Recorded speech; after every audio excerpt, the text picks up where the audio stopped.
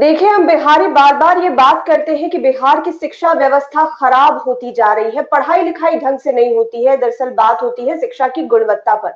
लेकिन जैसे धीरे धीरे पत्ते खुल रहे हैं, पता चल रहा है कि बिहार की शिक्षा व्यवस्था में दीमक लगे हुए हैं, घुन खाती जा रही है। और जिस भवन को इसकी जिम्मेदारी दी गई है कि आप गंदगी को साफ कीजिए, चीजों को नियंत्रित कीजिए, वो भी इसमें पूरी तरह से डूबी हुई है। नमस्कार, आप लाइव सिटीज देख रहे हैं। मैं गरिमा भारती और मेरे साथ सीनियर जर्नलिस्ट ज्ञानेश्वर मौजूद है। बिहार की बात के इस एपिसोड में एक बार फिर से चर्चा बिहार में हो रहे यूनिवर्सिटी घोटाले और उससे खुलासों से जुड़ी हुई आज का अपडेट क्या कहता है। कल तो हमने कई खुलासे किए, नंबर भी जनता को बताया, लेकिन आज क्या नया अपडेट निकल कर आया है? देखिए गरिमा जी, बिहार की बात की हम शुरुआत कर रहे हैं। हम अपने दर्शकों से यह कहना चाहते हैं कि देखिए, जो मैं कह रहा हूं वह आप राज्यपाल से मत जोड़िएगा। राज्यपाल एक गरिमामयी पद है।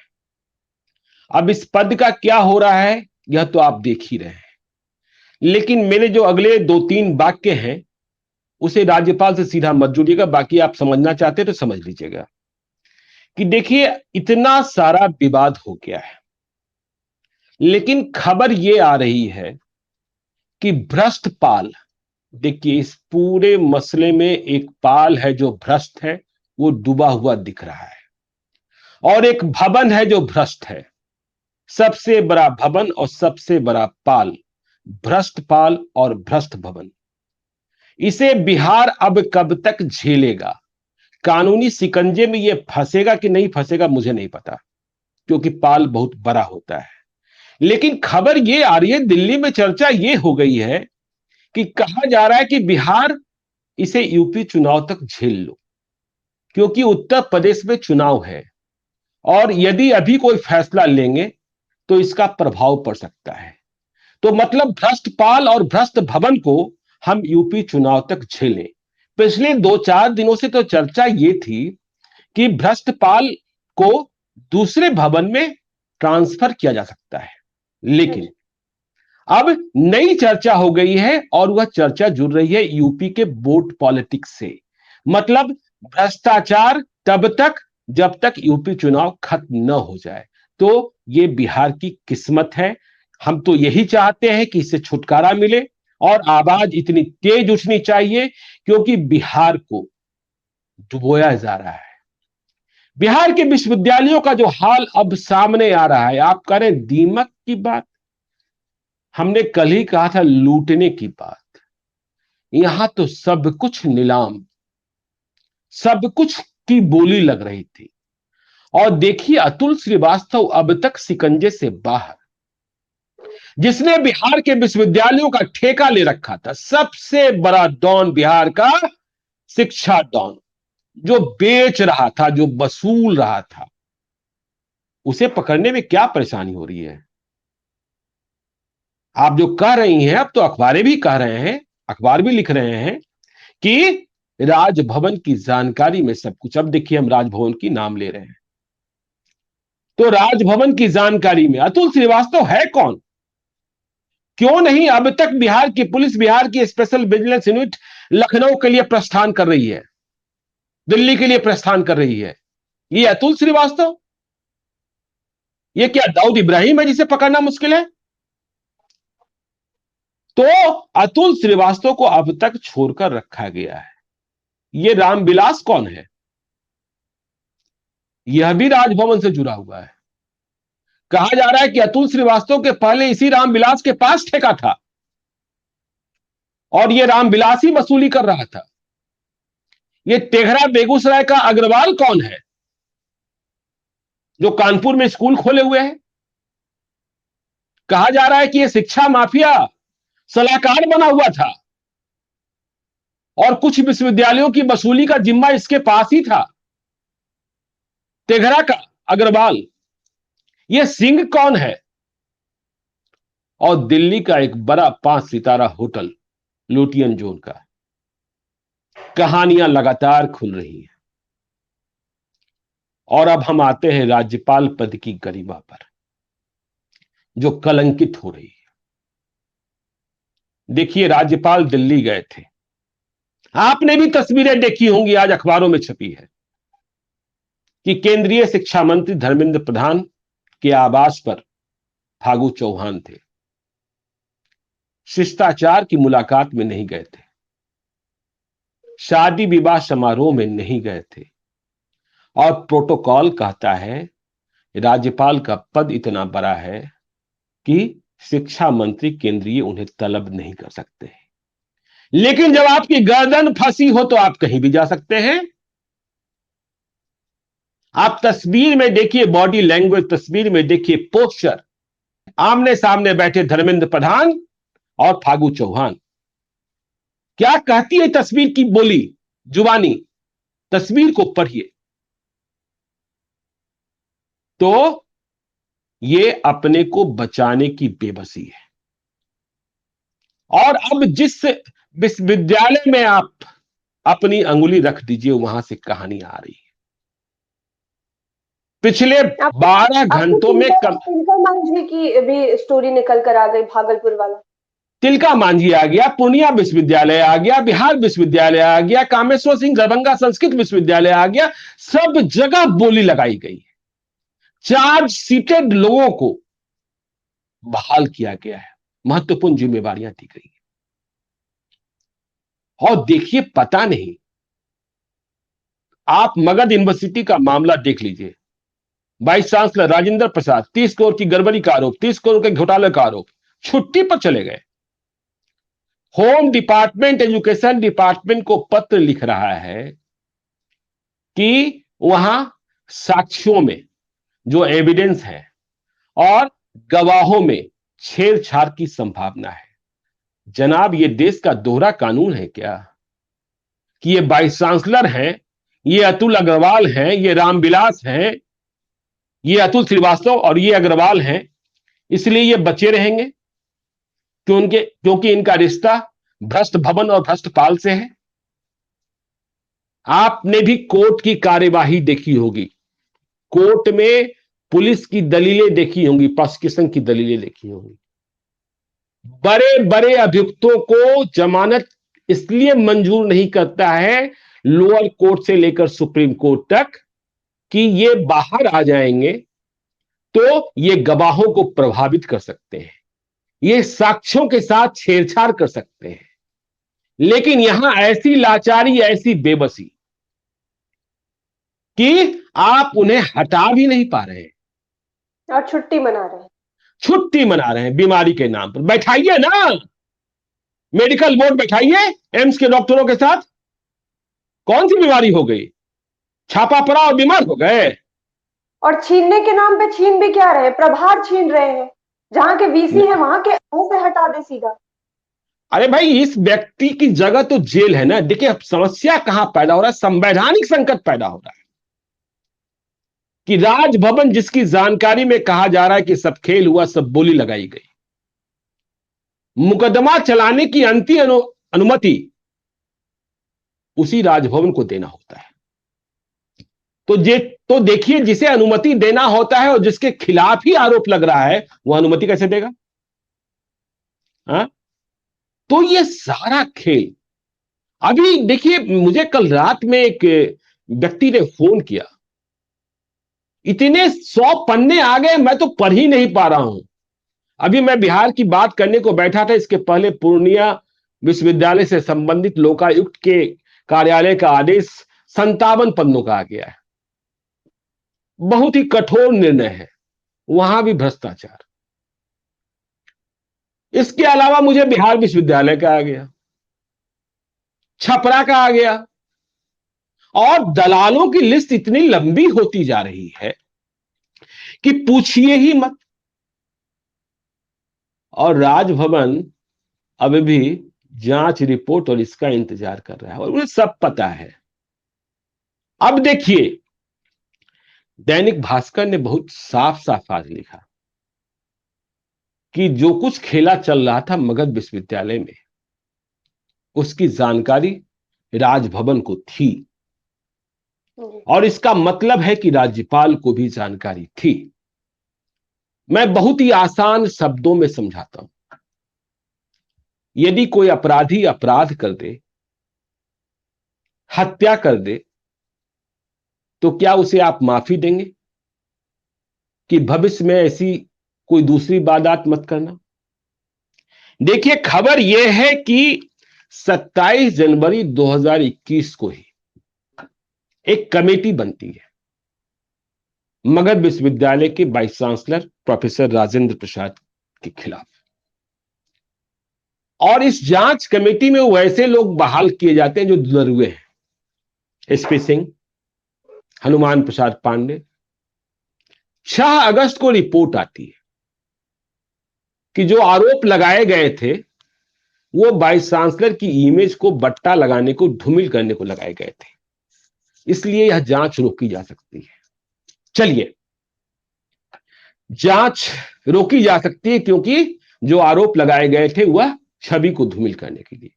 लेकिन फिर आप ये क्यों लिखते हैं कि वाइस चांसलर को भविष्य में जो निर्णय लेंगे उसमें सावधानी बरतेंगे? मतलब पहले सावधानी नहीं बरती जा रही थी, गलतियां हो रही थी। जो मैंने कहा ना, खूनी खून कर दे। अच्छा, इस बार तो तुमने खून कर दिया, आगे से सावधानी बरतना कि तुम्हारी चोरी ना पकड़ी जाए, तुम्हारी चोरी ना पकड़ी जाए। तो ये सारा तमाशा और जितना समय गवाया जा रहा है, क्या यूपी चुनाव का इंतजार किया जा रहा है?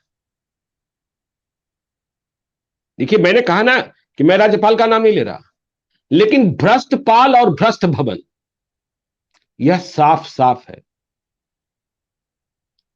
सुन रहे हैं कि अब तो राज्यपाल लौट भी रहे हैं, पटना आ भी गए होंगे। तो इतना किसी विश्वविद्यालय, आपने कहा चिल्का मांझी विश्वविद्यालय भागलपुर यूनिवर्सिटी की चर्चा कर रहे थे, वहां भी कॉपी खरीद का मामला सामने आ गया। तो आप किस बात बिहार के विश्वविद्यालयों में एक साथ रेड करने की जरूरत है? बिल्कुल। एक साथ रेड करने की जरूरत है। और देखिए, economic offence unit, special vigilance unit, तमाम लोगों को। और आपको एक बात कहें, यदि ईमानदारी से जांच करना चाहते हैं, मैंने कल भी कहा था, ये अतुल श्रीवास्तव, ये रामविलास, ये तिघरा के अग्रवाल, ये सिंह साहब, इन सबों के मोबाइल फोन्स जो है, कल मैंने 2 नंबर भी बताए थे, इनके कॉल डिटेल्स निकालिए। और छोड़िए ना, आप कहेंगे मैं जानता नहीं हूं, आप कहिए ना मैं नहीं जानता हूं, लेकिन राजभवन में सीसीटीवी कैमरा लगा होगा ना, कि नहीं लगा होगा? बेहद ही अधिक सुरक्षा व्यवस्था होती है। हम्म हम्म तो राजभवन में नियमित रूप से आने जाने वाले लोग कौन हैं, आपको पता होना चाहिए। मैं आपको एक उदाहरण दे देता हूं। सीबीआई के डायरेक्टर थे रंजीत सिन्हा साहब, जो बाद में आरोपों में फंसे जब कोल स्कैम की जांच हो रही थी।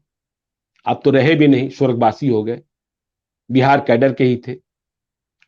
तो जब उनके खिलाफ बहुत सारे मामले नहीं मिल पा रहे थे या फिर बीच की कड़ियां नहीं मिल रही थी, और वो जमाना सीसीटीवी फुटेज का भी नहीं आया था, आपके भीतर यह होना चाहिए कि आपको कसूरवार को तलाशना है।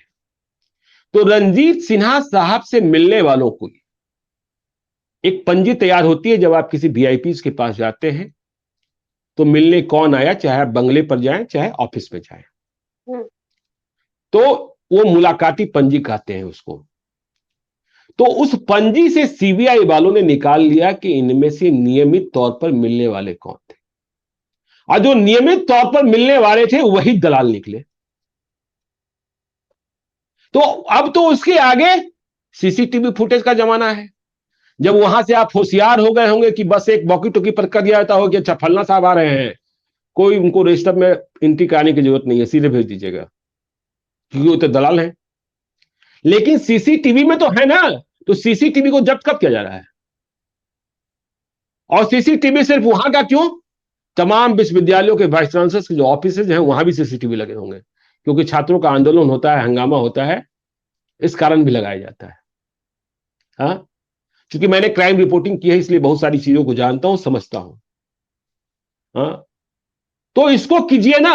अब कल एक और फोन आया गार्ड की बहाली में भी एजेंसी का ठेका हो गया कि इसी एजेंसी के गार्ड रखे रखे जाने हैं आपको, एक पर्टिकुलर एजेंसी। हाँ, पर्टिकुलर एजेंसी का। और उस एजेंसी का सीधा संबंध अतुल श्रीवास्तव से, रामविलास से बताया जा रहा है। तो इतनी गंदगी, मतलब जिसको कहते हैं, ऐसी गंदगी कभी हमने नहीं देखी।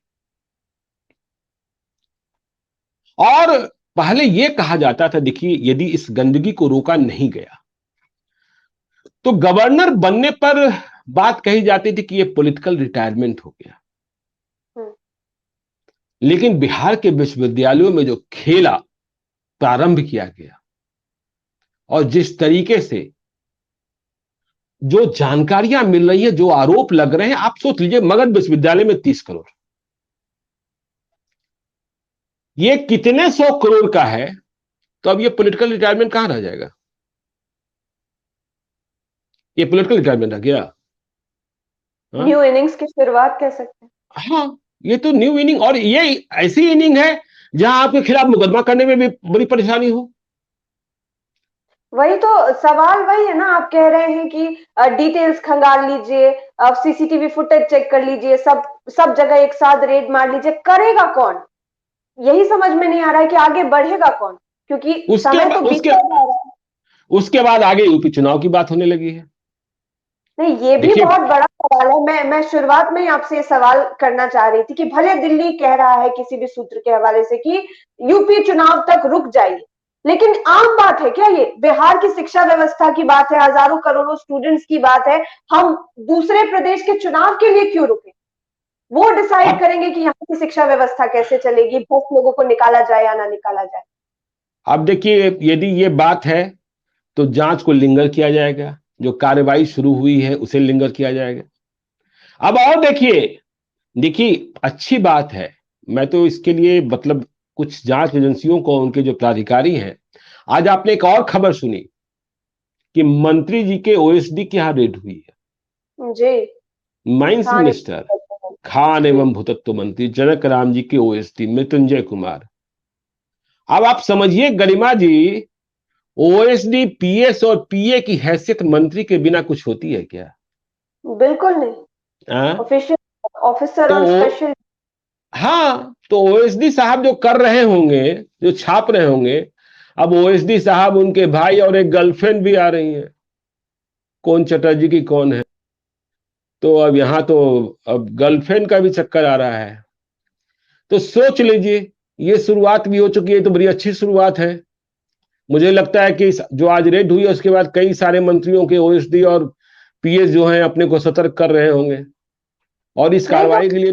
जी, हमारी कमजोरी यही है, हमारा लूप होल यही है कि ओएसडी पकड़ा गया, वो हम्म। कहाँ से जुड़ा हुआ है, वो नहीं खंगाला जाएगा, बस बात अच्छा, खत्म। ये बताइए, आज राजेंद्र प्रसाद को रस्सा बांध दे, अतुल श्रीवास्तव को रस्सा बांध दे, तो वो बोल देगा ना? बिल्कुल वो बोलेगा बोलेगा। ना? हाँ भाई, पैसे की हिस्सेदारी कहां कहां बटी है? हाँ, आदेश करने वाले हम हैं, गलत आदेश हम कर रहे हैं, बीच में करा कोई और रहा है, तो जो करा रहा है और जो कर रहा है, दोनों की हिस्सेदारी है ना, और जो इसका फायदा मिल उठा रहा है, तो यहां तो एक दूसरे तीसरे को बचाने की कोशिशें की ही जाएगी।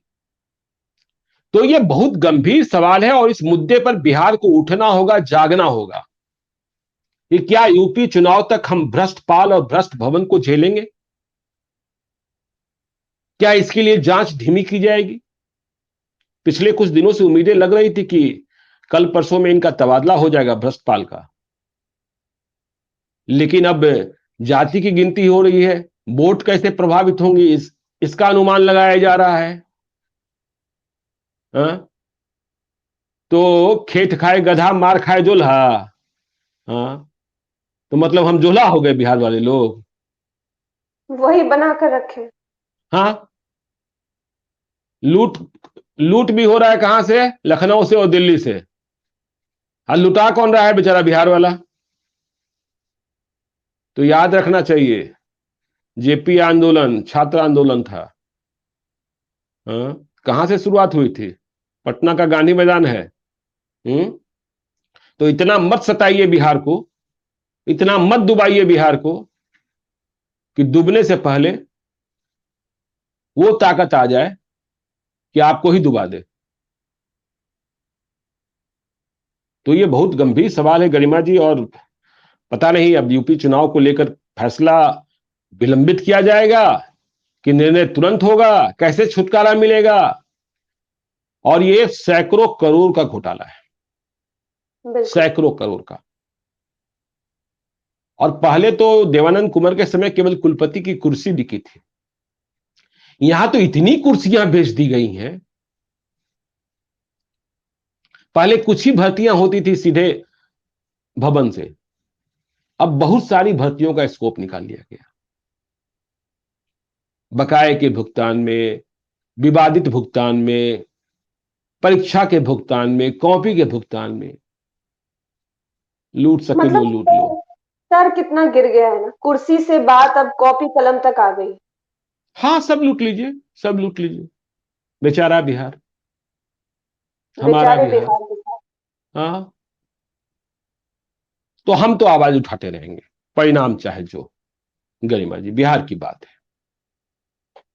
बिल्कुल बिहार की बात है और इस पर बात होती रहनी चाहिए, तब तक होती रहनी चाहिए जब तक इन भ्रष्ट लोगों को इनके सही ठिकाने पर नहीं पहुंचा दिया जाता है। आज के एपिसोड में फिलहाल इतना ही। हम आगे इस मसले पर बने रहेंगे और बिहार के छात्रों के भविष्य का ये सवाल है, बिहार के एजुकेशन के भविष्य का ये सवाल है और इसमें खिलवाड़ जरा भी बर्दाश्त नहीं किया जाएगा। हम आवाज उठाते रहेंगे, आप हमारे साथ बने रहिए। हमारे चैनल को सब्सक्राइब कीजिए, ये वीडियो फेसबुक पर देख रहे हैं तो पेज को लाइक कीजिए, साथ ही साथ हमें ट्विटर पर आप फॉलो कर सकते हैं। धन्यवाद। धन्यवाद।